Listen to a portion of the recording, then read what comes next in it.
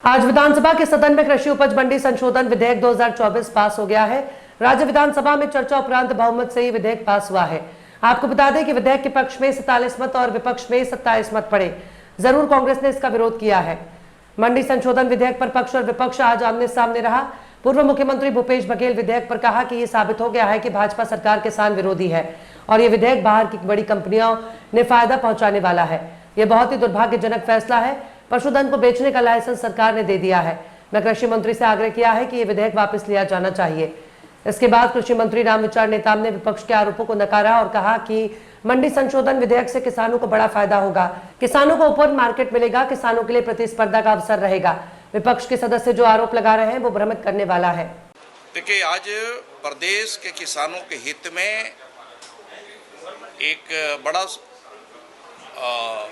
संशोधन विधेयक ला करके हम किसानों के लिए यहाँ कैसे ओपन मार्केट मिले, उनके उपज का सही मूल्य मिल सके और उनके उपज का मंडियों के माध्यम से पूरे ऑल इंडिया में जो बेहतर मार्केट हो सकता है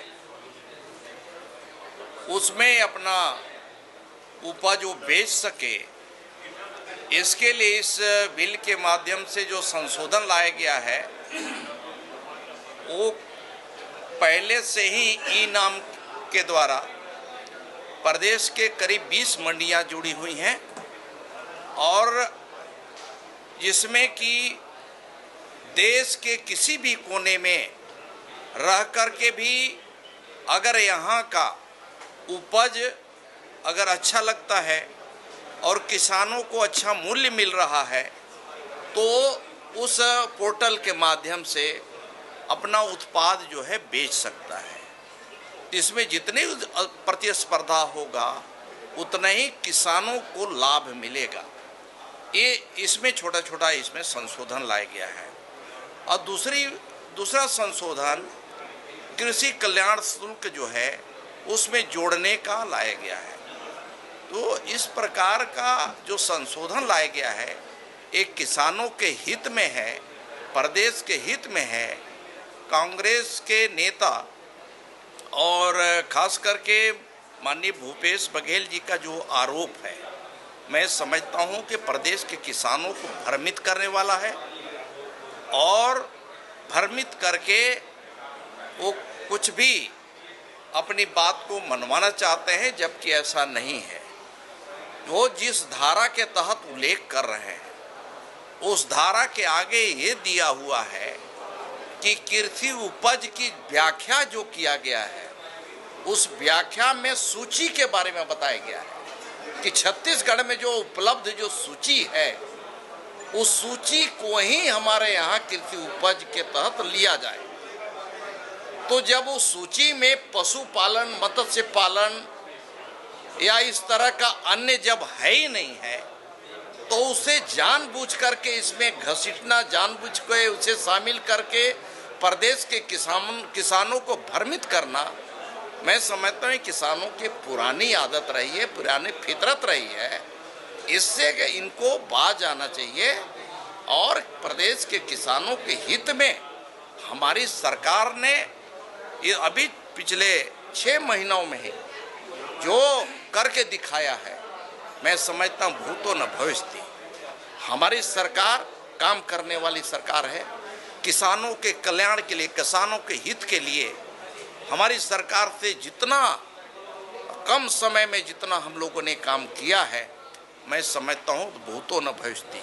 और आगे भी किसानों के हित में हमें जो भी निर्णय करना होगा हम उसमें पीछे नहीं रहेंगे। मैं कांग्रेस को फिर से याद दिलाना चाहता हूं कि आप वही मुख्यमंत्री रहे अपने कार्यकाल में जिन्होंने गोबर गोठान के नाम से और वो लोगों को एक तरह से बोनस देने के नाम से उन्हें कितना किसानों को दौड़ाया और 4-4 बार में 4-5 रुपये के लिए प्रति किलो जो दे रहे थे उसके लिए 4 बार देने का वादा किया और अंत में वो चौथा किस्त भी नहीं दिए। क्या कारण था? हमारी सरकार बनने के बाद हम लोगों ने एक मुश्त 3100 के हिसाब से किसानों को भुगतान किया है। किसानों का बोनस का घोषणा किया था, बोनस भी भुगतान किया है। तो मैं समझता हूं कि प्रदेश के किसानों के हित में भारतीय जनता पार्टी की सरकार ने जो किया है वो मैं समझता हूं कि आज तक इसके बारे में ये सपने देखेंगे कांग्रेस के लोग। और इसलिए मैं कहना चाहता हूं कि कांग्रेस पार्टी को और माननीय भूपेश बघेल को या जो आरोप लगाने वाले हैं उनके आरोप जो है निराधार है, बेबुनियाद है। इसमें किसी प्रकार का कोई तथ्य वाला बात नहीं है। जब हमने सूची उपलब्ध करा दिया है, सूची के तहत देख लें कि छत्तीसगढ़ में कौन कौन सी उपज है, तो उसके तहत ही ये बिल लाया गया है। आज भारतीय जनता पार्टी की सरकार ने फिर से एक बार बता दिया किसान विरोधी उनकी मानसिकता है। और जो कृषि कानून में जो संशोधन किया 1972 में, उससे छत्तीसगढ़ के किसानों का भला होने वाला नहीं है। इसमें सीधा सीधा यह है कि बाहर के क्रेता यहाँ आएंगे, मंडियों में उनके दलाल घूमेंगे, किसानों से फसल खरीदेंगे। और स्थिति यह है कि यहाँ के जो व्यापारी हैं वो साल 2 साल में मंडी से बाहर हो जाएंगे। और उसके बाद फिर जो बड़े कॉरपोरेट घराने हैं उनका फिर एकाधिकार हो जाएगा, किसानों को फिर दाम मिलने वाला नहीं है। इस कानून से पहला नुकसान। दूसरा ये है, यदि सरकार चाहती है कि किसानों के उपज को कीमत मिले तो ये तय हो जाना चाहिए था कि जितने भी छत्तीसगढ़ में उत्पादन हो रहा है उसका एमएसपी से नीचे कोई खरीदी नहीं होगी। भारत सरकार ने जो एमएसपी तय नहीं किया है वो एमएसपी राज्य सरकार तय कर ले, उससे नीचे ना बेचे, यह सुनिश्चित हो। तीसरा ये है कि जो बाहर से जो कंपनी खरीदी करेंगे, जो व्यापारी खरीदी करेंगे, उसका कोई यहाँ रजिस्ट्रेशन नहीं होगा। यदि कोई विवाद होगा तो राज्य सरकार को ब्लैक लिस्ट करने का भी अधिकार नहीं है, वो रोक नहीं पाएंगे और उसका समाधान नहीं होगा किसान और व्यापारियों के बीच में। और चौथा ये है कि यहाँ के पशु के निर्यात देश के बाहर किया जा सकता है, ये भी उपाबंद में है। तो ये बेहद दुर्भाग्यजनक बात ये है।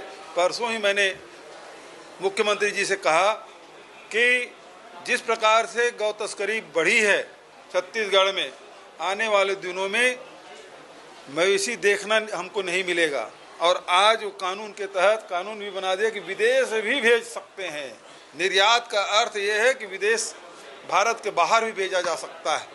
इसका मतलब ये है कि यहाँ के पशुधन को बेचने का लाइसेंस ये सरकार ने दे दिया है।